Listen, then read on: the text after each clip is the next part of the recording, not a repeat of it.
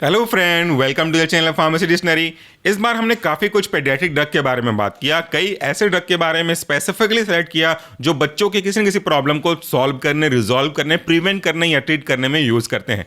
आज की इस मेडिसिन रिव्यू सीरीज में भी मैं ऐसे ही एक एंटीबायोटिक के बारे में बात करने वाला हूँ जो छोटे बच्चों के लिए यूज़ होता है। उनमें बॉडी में अगर किसी तरह का निमोनिया जैसा सिम्टम दिखने लगे, कोई बॉडी में इन्फेक्शन देखने को लगे, कोई थ्रोट इन्फेक्शन होने लगे, कोई नोज इन्फेक्शन होने लगे, कोई लंग्स इन्फेक्शन होने लगे, तो उस केस में उसको मैनेज करने का काम करता है। मैंने सिर्फ कुछ ही एग्जाम्पल दिए हैं, और भी स्पेसिफाइड इन्फेक्शन के केस हो सकते हैं जो कि आपके डॉक्टर के द्वारा डायग्नोस करने के बाद दिए जाएंगे। अल्टीमेटली इन्फेक्शन कोई भी हो, अगर ये पता चला और उसके रेस्पेक्ट में डॉक्टर ने आपको आज का ड्रग प्रिस्क्राइब किया, तो आज का वीडियो आपके इस बेसिक जानकारी को क्लियर करने के लिए है कि आखिर ये ड्रग किस कैटेगरी का है, इसमें कौन कौन से कॉन्स्टिट्यूएंट हैं और ये कॉन्स्टिट्यूएंट काम कैसे करते हैं, बहुत सिंपल सरल तरीके से। आज मेरे हाथ में जो एक पाउडर है जिसका जो ब्रांड नेम है वह है आपका सेफ सीवी, इसको बनाने वाली कंपनी है मैनकाइंड। इसके अंदर जो मेन कॉन्स्टिट्यूएंट है वो कुछ इस तरीके से हैं, वह आपका सेपोडोक्सिम प्रॉक्सिटिल और दूसरा आपका पोटेशियम क्लेवोनेट, और ये एक ओरल सस्पेंशन है। फिर मैंने क्यों कहा कि ये एक पाउडर है? अगर आप इस बॉक्स को ओपन करेंगे तो जैसे मैंने पहले आपके मोनोसेफ के साथ बात किया था, वैसे ही इसके अंदर आपको एक सीधा सा बॉटल मिलेगा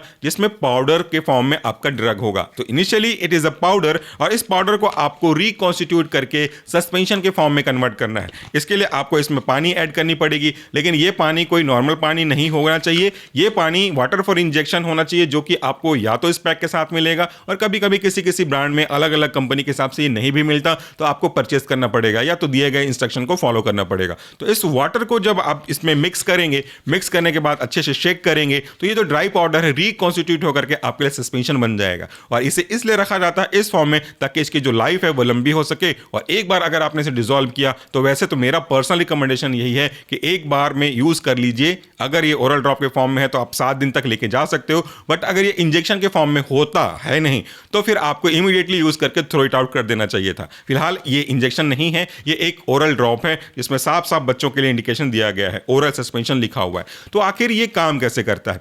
जब हम बात करते हैं हमारे पहले ड्रग की, जिसका एग्जाम्पल है सेफोडोक्सिम प्रॉक्सिटिल, ये एक एंटीबायोटिक का एग्जाम्पल है। एंटीबायोटिक मतलब क्या होता है? अगर सरल भाषा में बात करूं तो ऐसे दवाइयां होती हैं जो आपकी बॉडी में आकर के आपकी बॉडी को इन्फेक्ट कर चुकी हैं, उस इन्फेक्शन को कॉज करने वाले बैक्टीरिया को खत्म करने का काम करता है। अब यहां पे भी दो अलग अलग तरीके होते हैं इनके काम करने के। एक तरह का एंटीबायोटिक पूरी बैक्टीरिया को फिनिश कर देता है, जिसे हम बैक्टीरियासिडल कहते हैं, और एक ऐसा एंटीबायोटिक का टाइप भी होता है जो बैक्टीरिया को खत्म तो नहीं करता लेकिन उसकी ग्रोथ को रोक देता है, तो इसे हम कहते हैं बैक्टीरियोस्टैटिक। कई ऐसे एंटीबायोटिक भी हैं जो कम कंसंट्रेशन पे बैक्टीरियोस्टैटिक का काम करते हैं। अगर उसी ड्रग का कॉम्बिनेशन उसी ड्रग का कंसंट्रेशन हम बढ़ा दें तो बैक्टीरियोस्टैटिक अब बैक्टीरियल का भी काम करेगा। सो ये दो मेन में टाइप हो गए। इनके अलग अलग तरीके से काम करने के तरीके होते हैं। कोई एंटीबायोटिक बैक्टीरिया की सेल वाल को इनहिबिट करता है, कोई उसके सेल मेम्ब्रेन में लीकेज कॉज करता है, कोई प्रोटीन सिंथेसिस को अफेक्ट करता है, कोई एंजाइमेटिक एक्टिविटी को अफेक्ट करता है, कोई उनके डीएनए के जो आगे प्रोसेसन है उसको रोकने का काम करता है। तो अलग अलग तरीके होते हैं। हमारा जो आज का ड्रग है सेफोडोक्सिम प्रॉक्सिटिल, ये बैक्टीरिया का सेल वॉल सिंथेसिस को अफेक्ट करता है। सेल वॉल के ऊपर मैंने बहुत सारे वीडियोस अपलोड किए हुए हैं, डेमो भी किया हुआ है। अगर आप अच्छा सीखना चाहते हैं तो इससे पहले के वीडियोस के 4-5 सीक्वेंस में आप जरूर देख लीजिएगा। सेल वॉल यानी कि सेल की दीवार, दीवार यानी कि ऐसा दीवार जो आपको बाहर से आने वाले हवा, धूल, धक्कड़, पानी, धूप, ठंडी, इन सब फिजिकल और केमिकल के केसेस में आपको बचा के रखने का काम करता है। एग्जैक्टली वही जैसा आपके घर की दीवार है। अगर इस वीडियो को देखते देखते पानी गिरने लगे, बारिश होने लगे, तो वो बारिश का पानी आपको भिगा नहीं पाएगा, क्योंकि छत आपको बचा रही है, अगल बगल से आने वाले झोंकों से आपको आपकी दीवार बचा रही है।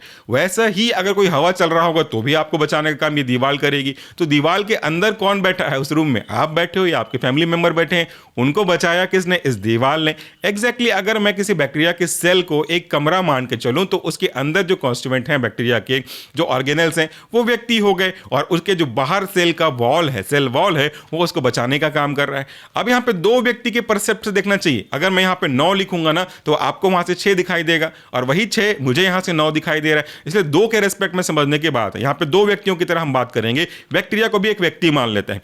तो जो जो बेनिफिट हो रहा है बैक्टीरिया को, वो हो रहा है उसके सेल वॉल से, और बैक्टीरिया को बेनिफिट हो रहा है मतलब आपको, होस्ट को, जिसके अंदर ये बैक्टीरिया ग्रो कर रहा है, उसको तकलीफ हो रही है। अब 2 ऑप्शन है आपके पास कि बैक्टीरिया को खुश रखिए, उसको बढ़िया ग्रो कराइए, और आप रोते जाइए, आप भी इन्फेक्शन में जाते जाइए, या तो बैक्टीरिया को खत्म कीजिए और आप हेल्दी होती जाइए। I am very much sure कि ऐसा ऑप्शन तो कोई सेलेक्ट करना चाहेगा नहीं, डेफिनेटली सेकंड ऑप्शन ही सेलेक्ट करेंगे, बैक्टीरिया को खत्म करने का।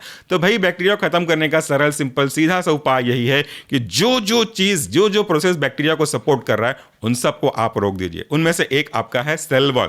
तो हम जब ये ड्रग यूज करते हैं तो ये बैक्टीरिया के सेल वॉल को पूरी तरह से तोड़ देता है, बनने नहीं देता।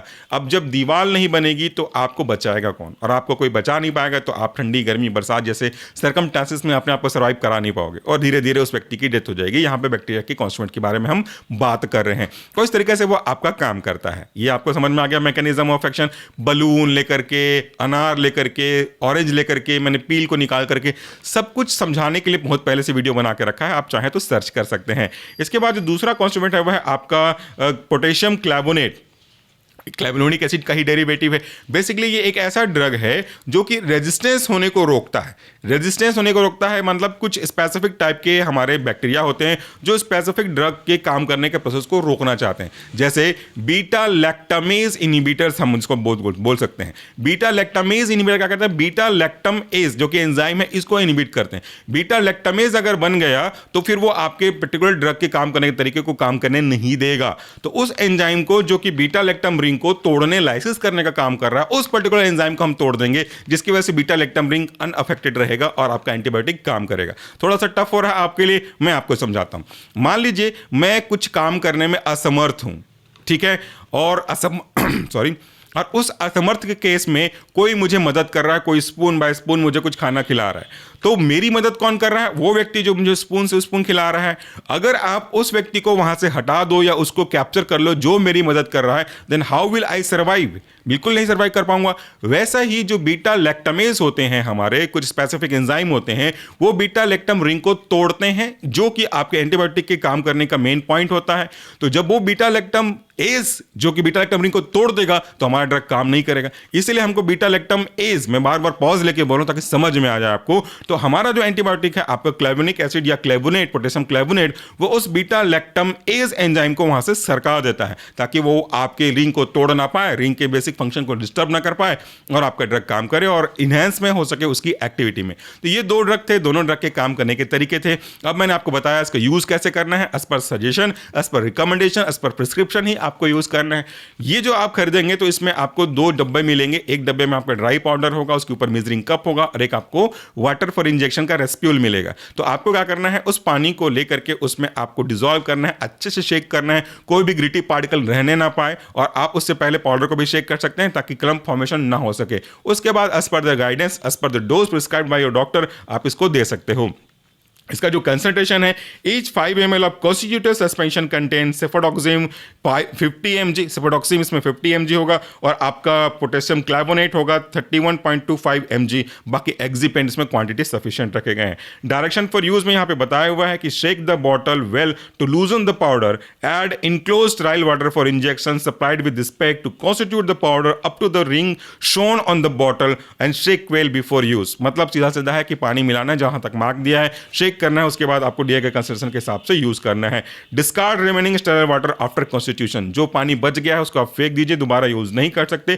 After constitution keep the suspension in the refrigerator between 2 to 8 degree centigrade. Use the constituted suspension with in 7 days। 7 दिन के अंदर आपको यूज करना है, बच गया तो फेंक दीजिए, दोबारा यूज करूं वैसा मत करिएगा। बाकी सेल्फ मेडिकेशन नहीं करना है, ये शेड्यूल कैटेगरी का ड्रग है। आई होप कि आपको इन्फॉर्मेशन समझ में आई होगी। Thank you so much for watching this video. नमस्कार, टेक केयर।